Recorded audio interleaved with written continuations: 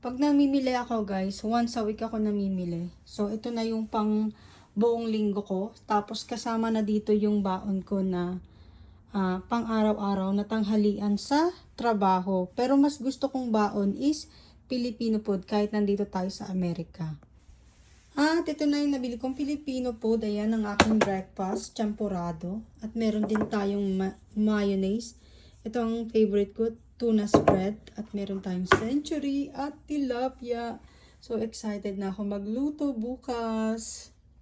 So ayan guys, organize na natin itong mga napamili natin. Meron din akong chocolate chip. Kasi mahilig din ako mag-bake. So once a week, maybe sometimes second week, ayan. Binibake ko talaga siya.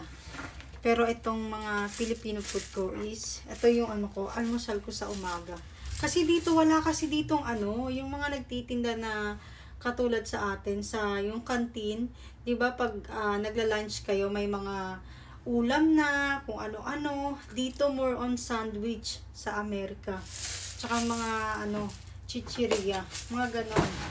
Kaya kailangan talaga marunong kayo magluto ng Filipino food para hindi nyo ma-miss yung mga pagkain Pinoy. Kasi dito talaga sa ibang bansa, nakaka-homesick, lalo na yung pagkain natin. Tsaka talagang work hard para mabili mo yung mga Filipino food kasi yung iba pricey din talaga.